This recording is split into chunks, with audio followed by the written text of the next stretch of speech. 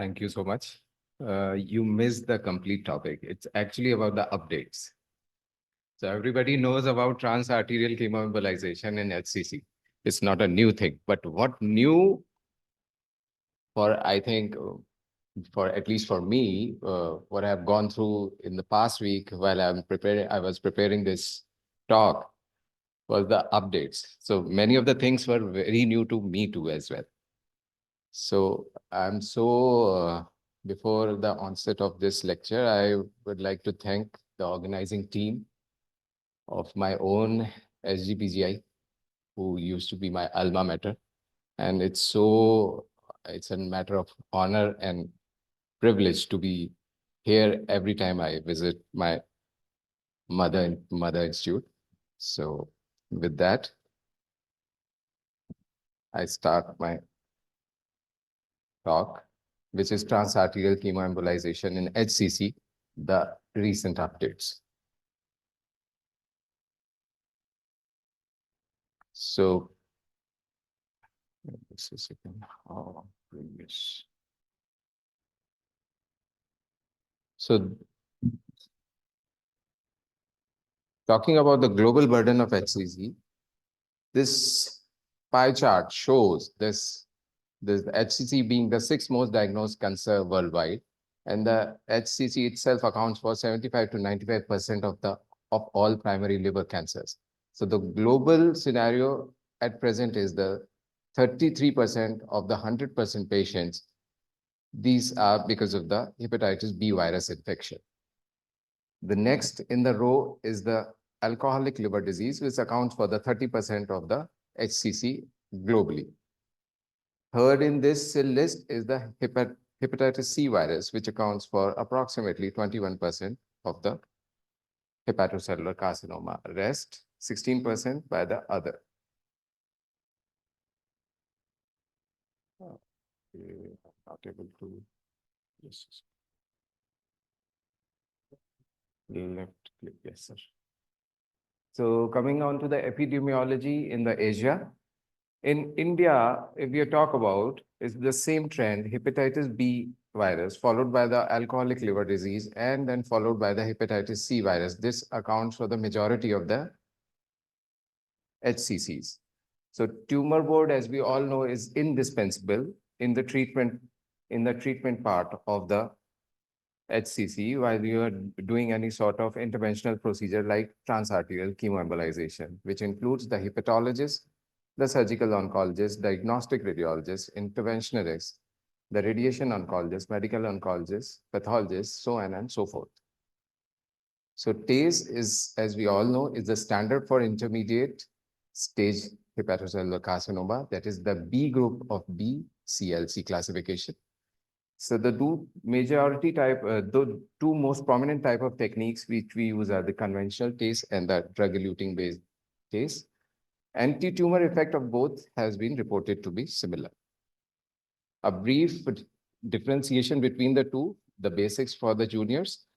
As we all know, the conventional TACE in this, the intraarterial injection of cytotoxic agents such as the doxorubicin or cisplatin emulsified in the oil-based radiopaque agent like lipiodol or vividol is done. In depth TACE, here instead of this radiopaque agent, we are using non-resorbable embolic microspheres. In conventional TACE, lipiodol delivers cytotoxic agents directly to the tumor and causes embolization of the tumor microcirculation. However, the sustained targeted release of cytotoxic agent with the help of drug-eluting bead is seen in the DEP type of TACE. Intratumoral retention in conventional TACE help in the post-procedural imaging as well, which enables in the prediction of the treatment response, which is not seen in the drug-eluting beads. So the standard, we all know the conventional state is the standard treatment for the intermediate stage hepatocellular carcinoma with the highest grade of recommendation. And last but not the least about the DCBs, generally beads of 100 to 300 micron size have been most commonly used. However, in recent times, the sizes of 70 to 150 and sometimes even the smaller 30 to 60 micron have been recently evaluated for their efficacies. comparing, since my talk is more of like a less of images, more of literature, you people need to look at the efficacy. We'll be discussing about the efficacy of conventional TACE versus a DEB TACE. Several prospective studies and meta-analysis have compared the efficacy of conventional TACE and DEB TACE and showed no significant difference in tumor response or the time to progression or the overall survival. In a very prominent multi-center RCT, the Precision 5, DEB TACE failed to show a better tumor response than that shown by the conventional TACE. There was no significant difference in the tumor response on MRI at the primary endpoint or the 6 months after the procedure. So another study just related to the Precision 5, another Precision Italia study group, which is a phase 3 trial, also failed to show a statistical difference in the tumor response time to progression and survival between the conventional and the DEB TACE. This trial initially was planned to enroll 214 patients, but stopped due to the futility after only the 177 patients were enrolled. So among the 177 patients, only 88 were in the conventional TACE group and 89 were in the DEB TACE group. The 1-year survival rate among these were like 86% was in the DEB TACE group and 83% in the conventional TACE group, while the 2-year survival rate was also equivalent in the range of 56 and 55%, which indirectly shows there was no statistical difference in the tumor response or time to progression or any sort of survival data benefit.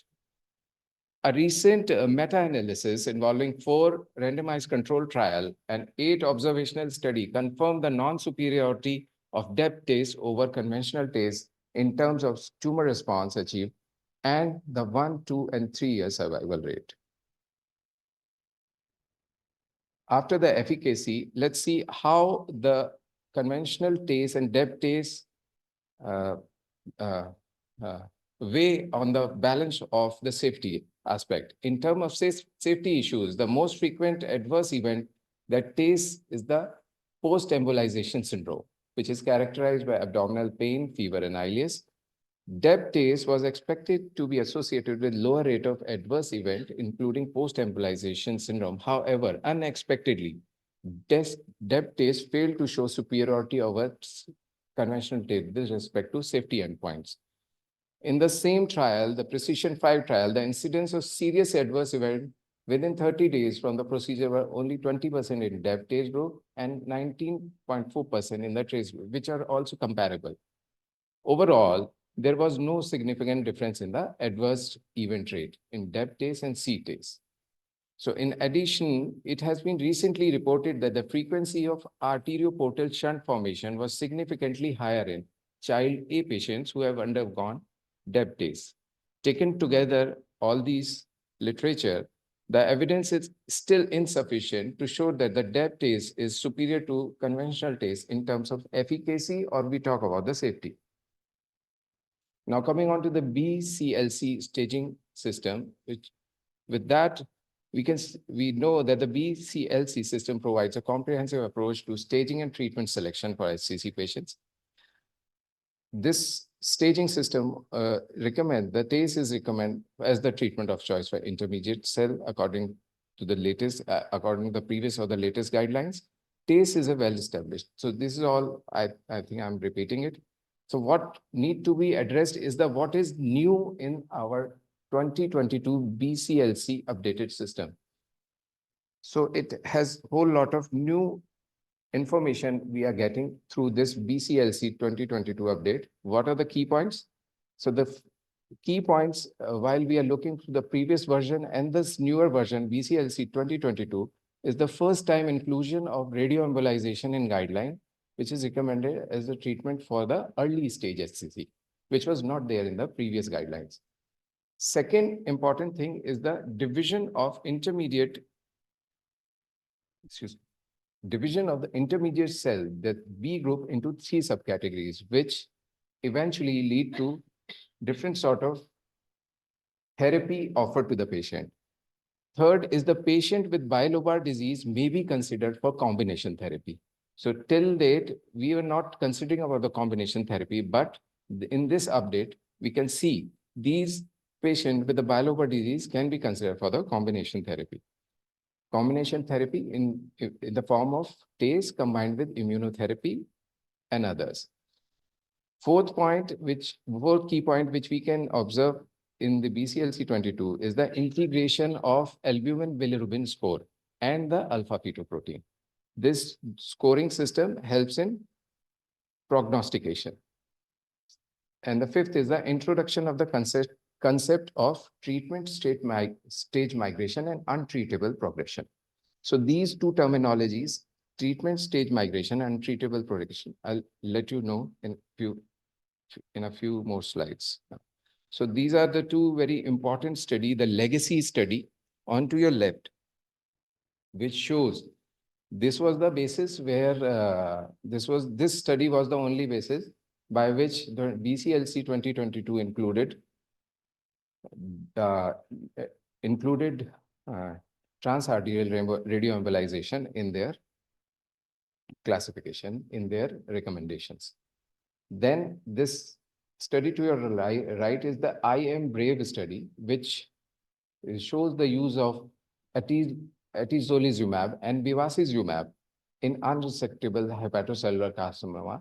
And because of this study, we are able to see that atezolizumab and bevacizumab, they are now being considered as the first line treatment in the patient with unresectable carcinomas. Another study design, which is another study called the Himalaya study, was the basis. With the help of this study, we are able to finalize that the two new molecules, the durvalumab and tremelimumab, these are also considered as the first line treatment in the patient of unresectable HCC. Now, after talking about the conventional TACE and drug-eluting TACE, there is another, in the past decade, there is another concept of the balloon-occluded TACE. So as the word implies, balloon-occluded TACE means we are delivering the drug to the tumor, but with the help of a small microballoon by occluding the particular target artery with the help of microballoon. So as with this image shows, the upper image shows the conventional TACE where there's no balloon and the lipidol emulsion is distributed not only to the TACE, but also to the normal liver parenchyma. But in the lower picture, you can appreciate when the TACE is being done with the help of microballoon, there is change in the flow dynamics of blood inside the liver, where after inflating the balloon, the hepatic artery pressure decreases and the hepatic artery and portal vein pressure gradient gets smaller. So as we evaluate in these cases, the tumor arteries are thick and have lower vascular resistance relative to the liver parenchyma. Thereby, the lipidol emulsion, it tends to flow mainly to the tumor cell, tumor directly and not to the normal liver parenchyma, which is a great advantage.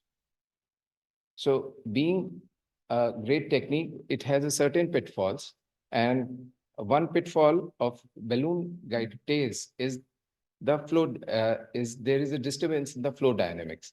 Say, for example, in the upper schematic image, you can see that because the microballoon is drastically changed the hemodynamics. So if there is a communicating artery, like in this example, I'll show. Okay, well, let's see the below images where you can see the DSA, which is being done through the diagnostic through the diagnostic we can see that there are two branches supplying the large tumor with a large tumor blush. But after inflating the balloon, you can see that after the inflating the microballoon into the target artery, you can see that beautiful blush has actually disappeared, which is happening because of the change in the flow dynamics, which is a drawback. So coming on to the applications of TACE outside of intermediate stage. As by now we have learned that TACE is for intermediate stage, but there are applications of TACE which are outside the intermediate stage. So first one is the early stage. So the patient who cannot be benefit from the curative treatment despite early stage disease could be a good candidate for TACE. So this is actually we were talking about the treatment stage migration strategy. So initially we used to think that only the intermediate stage. No, no. Now it is like early stage SCC can be a good candidate depending upon the clinical parameters.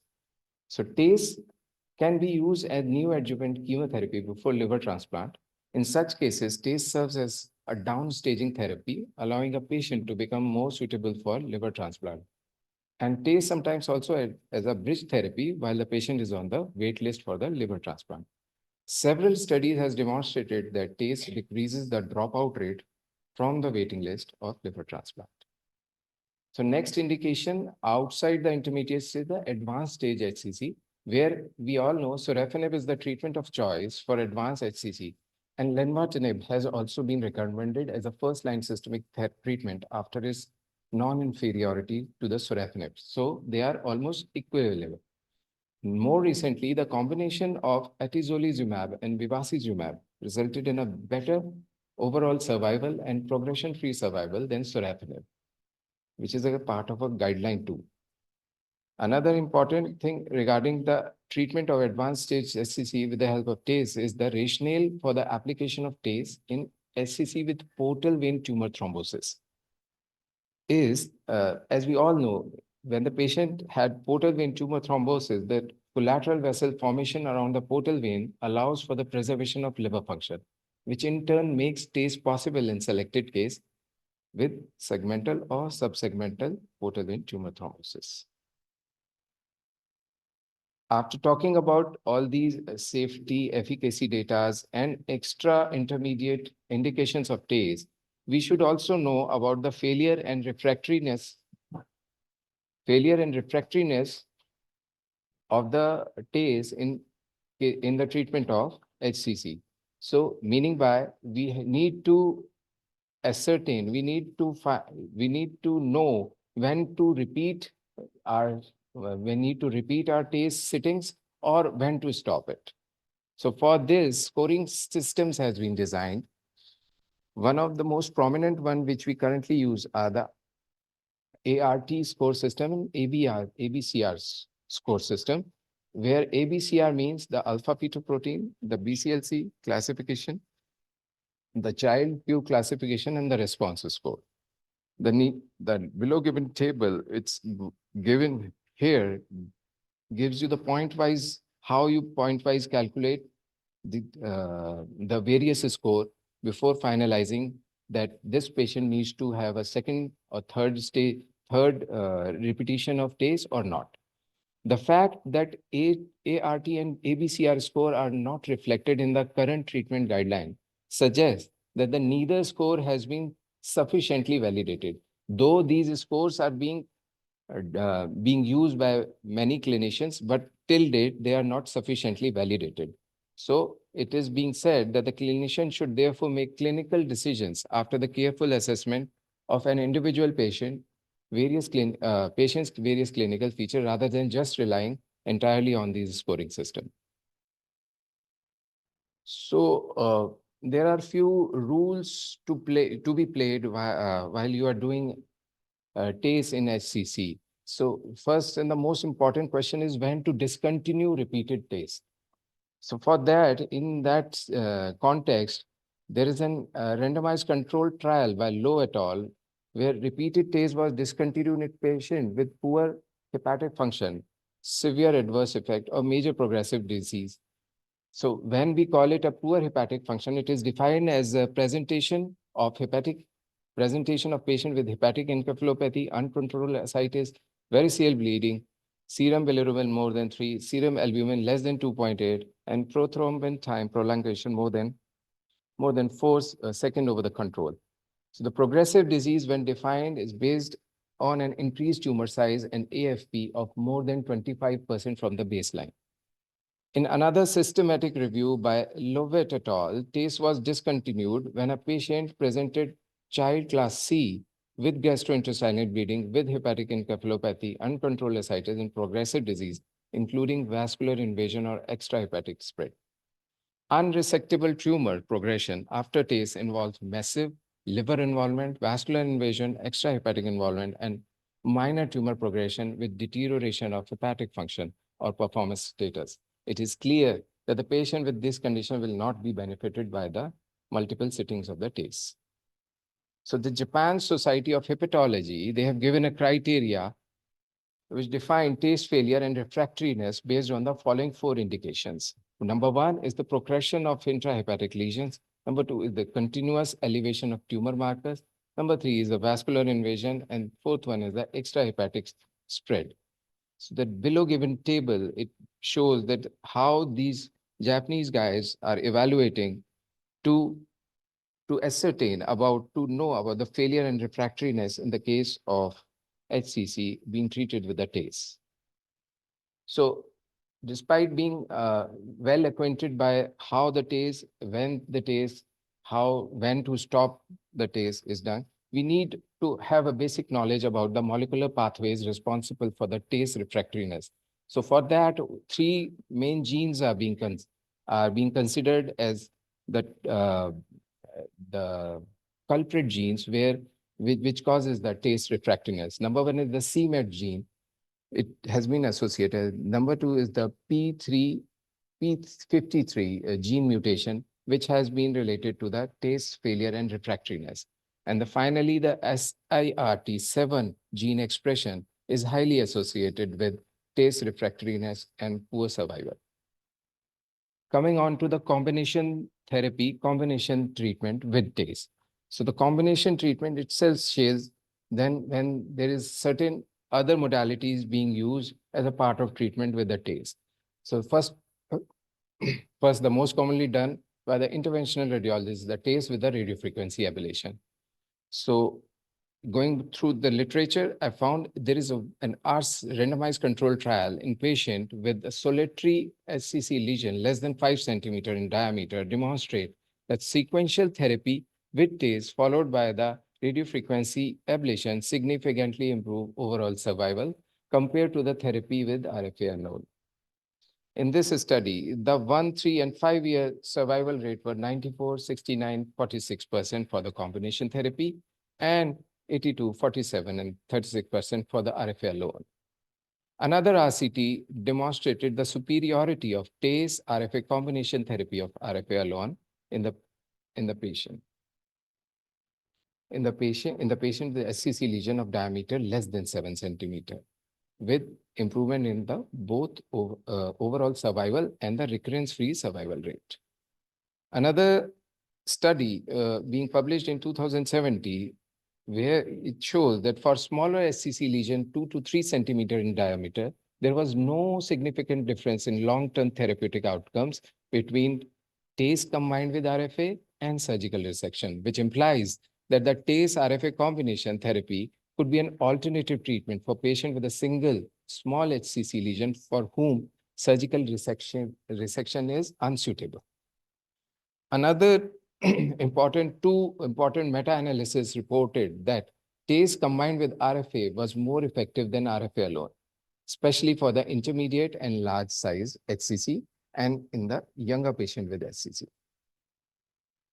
Now coming on to TACE with radiation therapy. So according to the extensive meta-analysis, 11 randomized control trial and 14 non-RCTs treatment with TACE plus radiation therapy resulted in significantly improved response and survival rate compared to TACE alone in patients with unresectable HCCs. In addition, TACE plus radiation therapy has shown a promising response rate and overall survival among hepatocellular carcinoma patients with macrovascular invasion in several observational studies.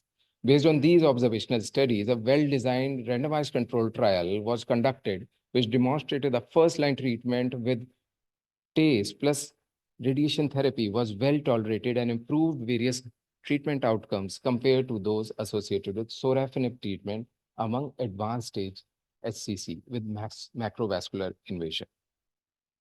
So this research, provides a new treatment paradigm to treat patients with locally advanced HCC using a combination of TACE and radiation therapy.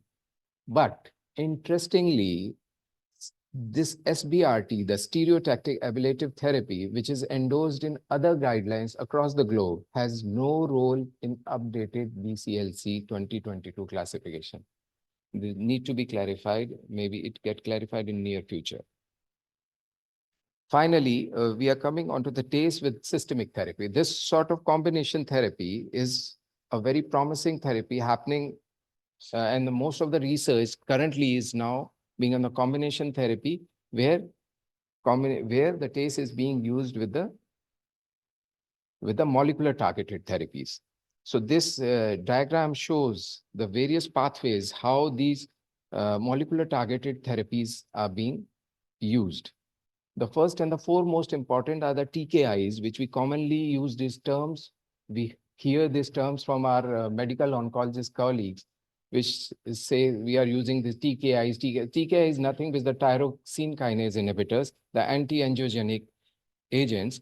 So something about them, the TACE, actually, when the TACE is done in the patient, it causes tissue hypoxia that result in upregulation of VEGF factor, which may lead to tumor revascularization and local recurrence. In this regard, the combination of TKI with TACE was expected to inhibit the revascularization action of upregulated VEGF gene induced by the TACE. But accordingly, the combination of TACE with anti-angiogenic agents may delay the tumor progression or recurrence, and thereby thus improving the overall survival in patients. Kudo et al. Demonstrated positive result of the TACTICS trial, which is a randomized phase 2 trial comparing the TACE plus sorafenib with TACE alone, which shows the promising result.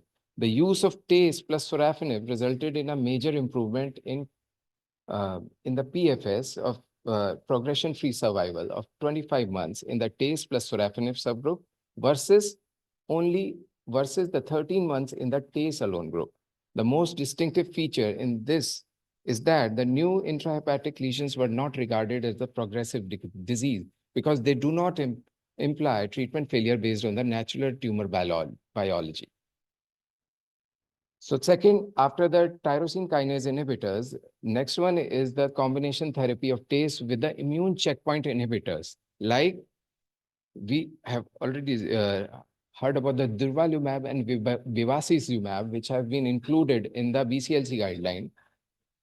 So something about them. There is another approach being investigated in combination of immune checkpoint inhibitors with TACE.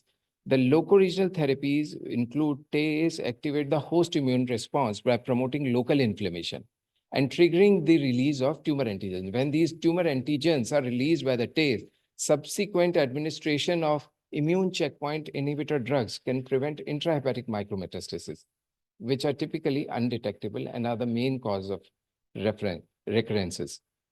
So the important trial, which had just completed last month in January 2024, is the Emerald-1 phase 3 trial, which has actually confirmed, or rather you should give a very promising data on the use of durvalumab and bevacizumab in combination of TACE, is the first line ICI-based regimen. Global phase 3 trial has shown statistical significant and clinically meaningful improvement in progression-free survival versus TACE alone. So this busy slide shows two very important studies. One we have already, I have already tell you about the last month trial, durvalumab and the bevacizumab trial, and which shows that ICI and the TKI combination therapy can be considered as a very promising one.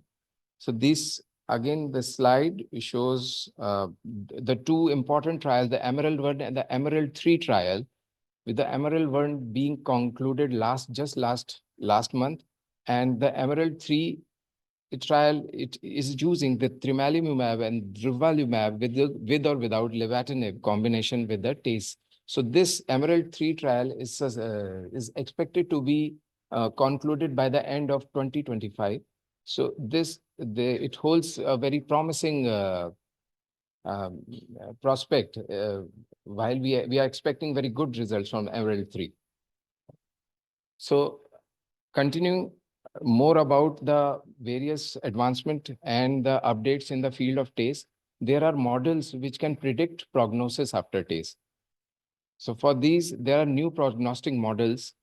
The most important one which is currently being used is the LBTAE model, which includes three factors: the albumin bilirubin grading, up to 11 criteria, and the alpha fetoprotein levels. The LBTAE model was superior to other prognostic models in both the training and validation dataset, as well as in overall cohort. And this can be applied to selected patients, who may be benefited most from the TACE. So next study, which was conducted by Han et al., presented the TACE-specific model that permits accurate individual patient survival protection.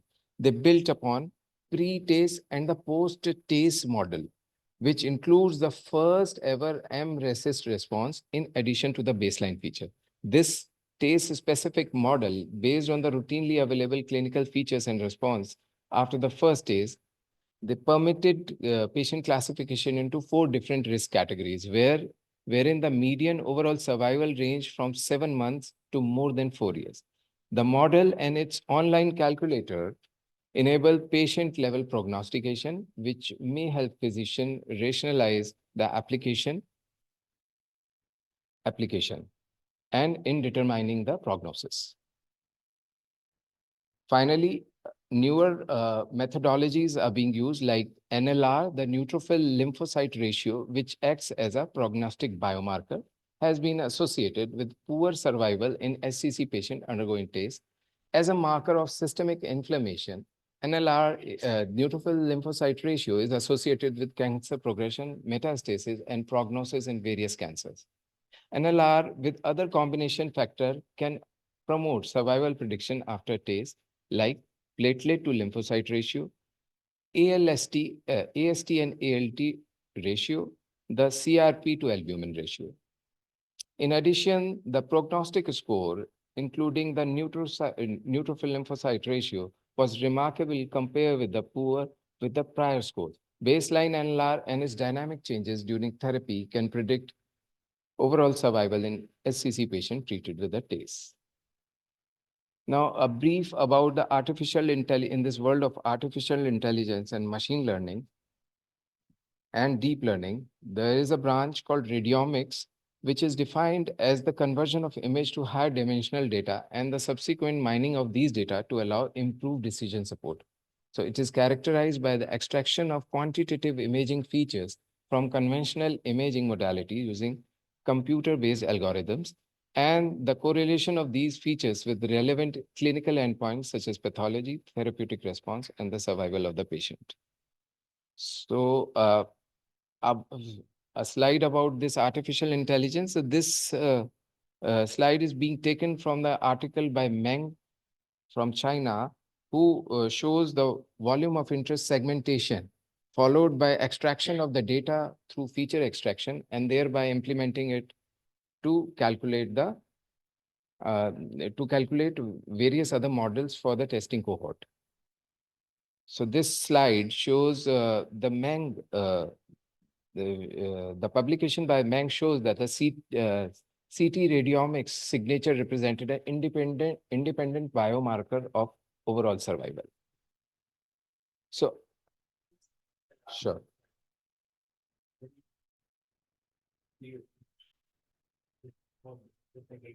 So, so in this, the Meng et al., he tried to calculate onto the arterial and the portal venous phase. He tried to map the tumor with the help of the volume of interest. So I tried to interpret this article, but not able to decode it so much very well. But what can I get through what he was trying to convey is that he is trying to map every sort of volume calculation of the tumor in 3 dimension, in the tumor and the peritumoral area as well. And after that, going through some processing over the computer-aided techniques, he was trying to convey that the overall, and he tried to incorporate these data set into the clinical picture and tried to uh, uh, tell about the radiomic signature, which actually acts as a independent biomarker for overall survival, which I need to be as well. Maybe because if like if they are probably volume of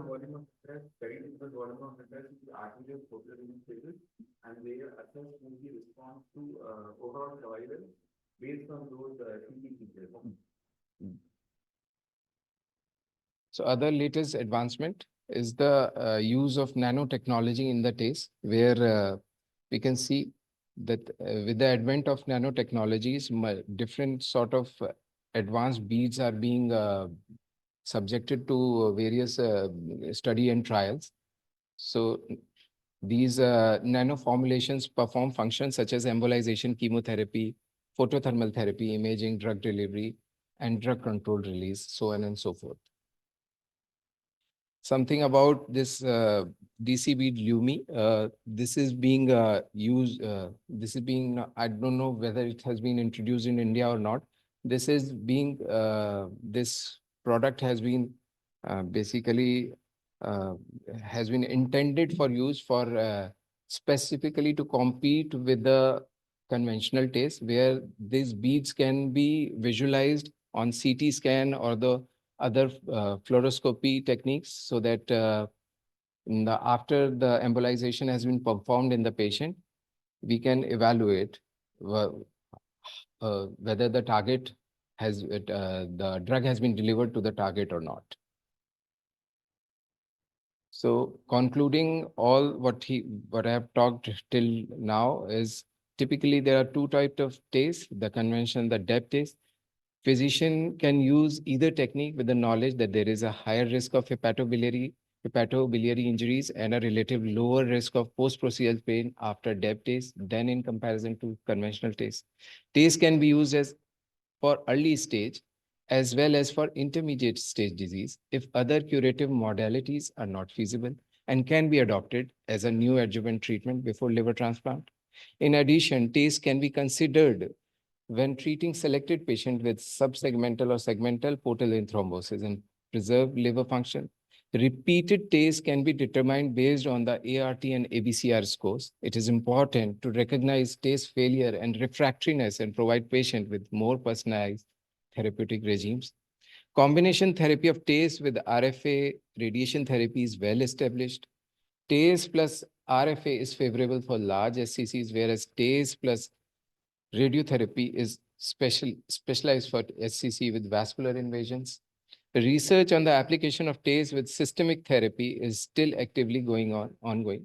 And in particular, the combination of TACE with immunotherapy is expected to have better result in recent future. Recently, new prognostic models, the LBTA model, 6 and 12 score, the TACE specific models, the neutrophil lymphocyte ratio, and the radiomics and deep learning have been developed to predict survival after the TACE. Thank you so much for the patient listening. Thanks.